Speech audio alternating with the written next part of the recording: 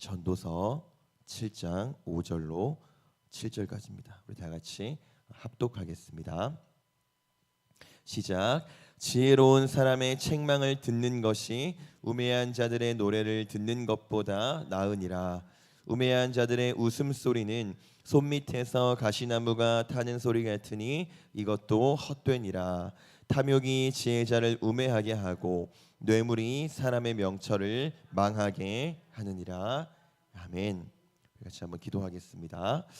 주님, 이 시간에도 우리가 정말 주님을 간절히 소망하는 마음으로 이 새벽을 깨우며 나와왔습니다. 우리를 만나주시고 우리 마음 가운데 고민과 두려움과 떨리는 모든 것들 주님을 만남으로 말미암아서 해결되게 하여 주시옵소서.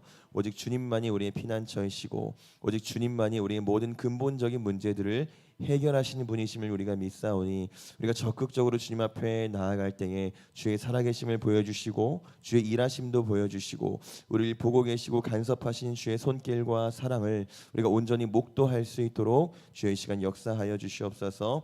이 시간 부족한 자가 말씀을 증거합니다. 하나님, 주의 진리 외에는 그 어떤 말씀도 이 시간 나오지 않게 하셔서 우리가 주의 진리의 말씀을 나누게 하시고 그 말씀이 선포될 때에 우리가 말씀 안에서 온전히 거하며 말씀대로 또한 살게 하여 주시옵소서. 우리가 오늘도 주의 은혜를 간절히 바랍니다. 감사하며 예수님의 이름으로 기도합니다. 아멘. 제가 얼마 전에 집 앞에 있는 카페를 갔었는데요. 여자분들 한 대여섯 분이 막 격렬하게 대화를 하고 계시더라고요. 그래서 제가 일부러 들으려고 했던 건 아니고요. 자꾸 들려서 안 듣는 척하면서 다 들었습니다. 근데 별 얘기는 아니었고요. 근데 별 얘기가 아닌 와중에 재미있는 특징을 제가 하나 발견했어요. 한 대여섯 분이 이제 막 격렬하게 이야기를 하고 계셨는데요.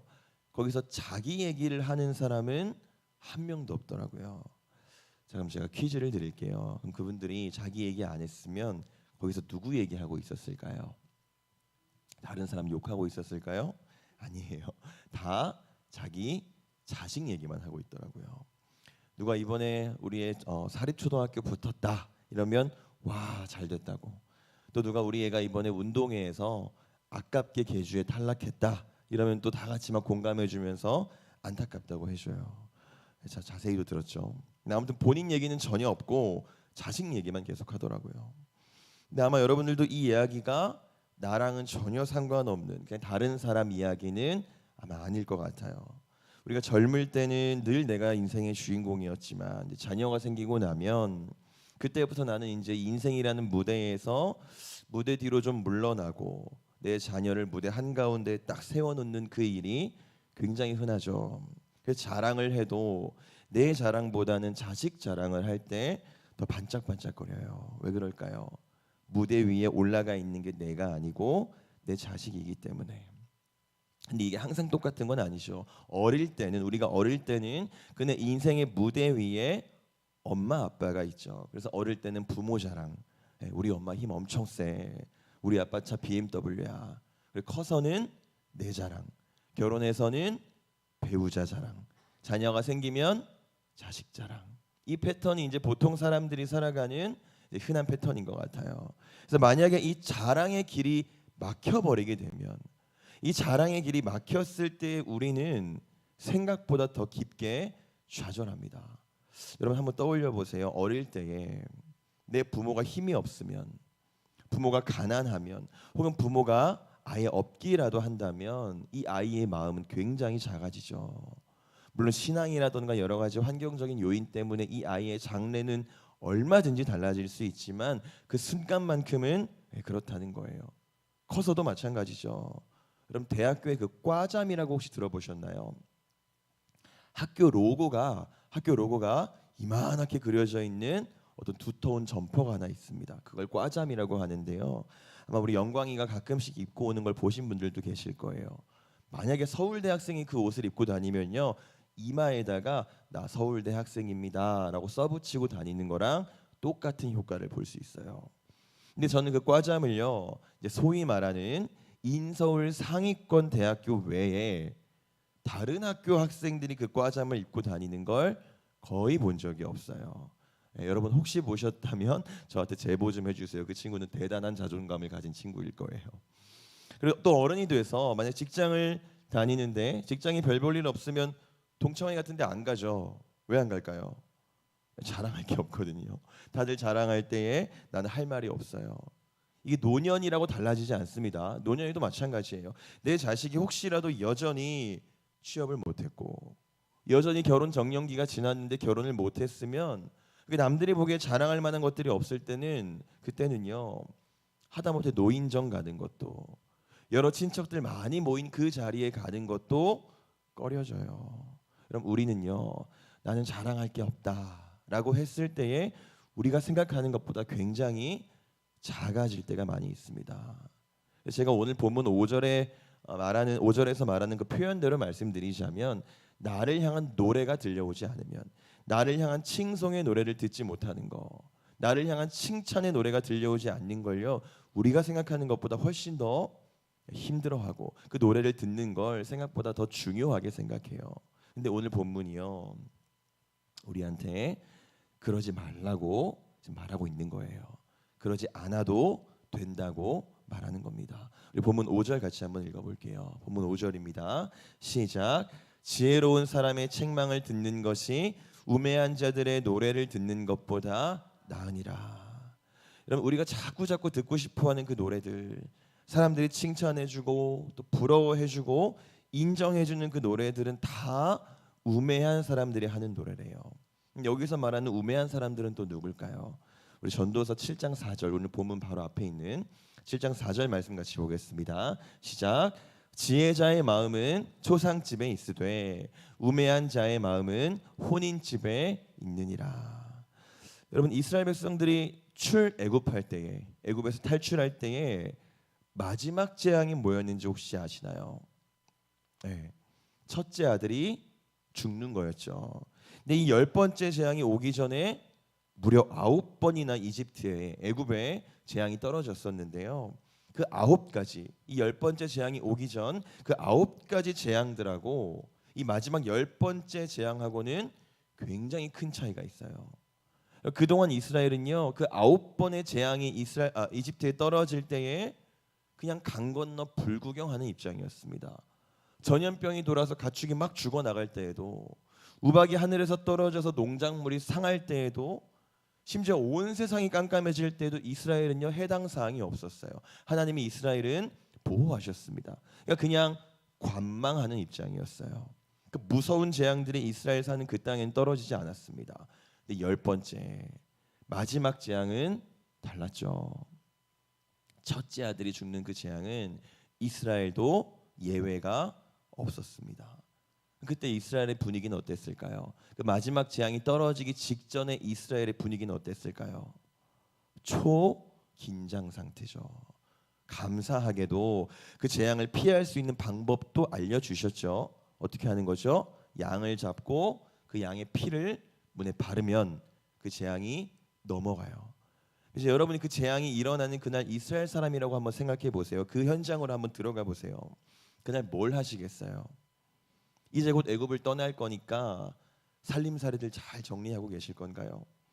아니면 다 들고 나갈 수 없으니까 귀한 귀중품들만 잘 챙기고 이제 가나안 그 젖과 꿀이 흐르는 가나안의 삶을 상상하면서 들떠 있으시겠어요?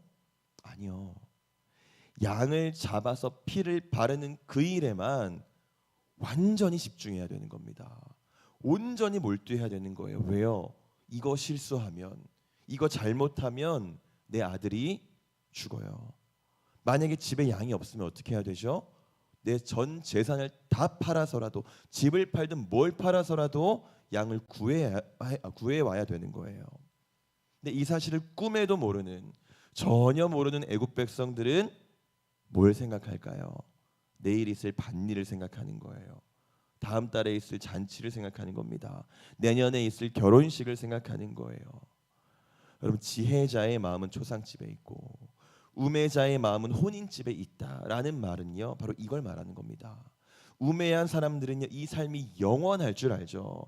저 태양 같은 바로의 권력이 영원할 줄 알아요. 애굽의 권세가 영원할 줄 아는 거예요. 그러나 지혜 있는 사람들은 그 무시무시한 밤을 준비하는 겁니다. 도적같이 찾아오는 그 밤이 반드시 온다는 걸 알기 때문에 그 밤을 준비하는 거예요. 우리 다시 한번 그날의 이스라엘로 들어가 볼게요. 내 옆집 사람이 나 오늘 아침에 참외 먹었다. 내일은 맛있는 부추를 먹을 거야. 이거 자랑하고 있으면 여러분 어떻게 하실 건가요? 아이고 부럽다. 부러워하실 거예요? 아니잖아요. 정신 차리라고. 지금 빨리 양 잡아야 된다고 알려주실 거잖아요. 오늘 양을 잡아야지, 피를 발라야지 산다고 말해주실 거잖아요. 여러분 이게 지혜로운 사람의 책망이에요. 우리가 잘 아는 말로 복음입니다. 우매한 사람들은요, 복음을 모르는 사람들은 이 땅이 전부예요. 그래서 이 땅에서 자랑하는 그 일에, 그래서 그 칭찬의 노래를 듣는 일에 온 힘을 다해 몰두하는 겁니다. 그러나 초상집을 생각하는 지혜 있는 사람은, 그날을 알고 있는 지혜 있는 사람은, 다시 말해서 그 날이, 그 심판의 날이 반드시 오지만 그날에 살아나는 법도 알고 있는 지혜로운 사람은, 한마디로 복음을 알고 있는 지혜로운 사람은 다른 일에 몰두할 여유가 없어요. 뭐 하나요? 양 잡고 피 바르는 그 일에만 온 정신을 쏟아붓는 겁니다. 온 인생을 거기에 쏟아붓는 거예요. 그리고 내 옆에 있는 그 사람한테도, 이 방법을 모르는 그 사람한테도 알려주는 겁니다. 당장 양 잡으라고, 당장 피 바르라고. 여러분 그럼 우리의 양은 어디에 있나요? 우리가 발라야 하는 피는 어디에 있죠? 예수 그리스도. 예, 지혜로운 우리는요, 예수 그리스도한테만 몰두하기를 원합니다. 그래야 살아요. 그날의 이스라엘 백성들이 양이 없으면 전 재산을 팔아서라도 양을 사야 됐던 것처럼 우리 주님도 말씀하셨죠. 전 재산 팔아서 그 밭을 사라고.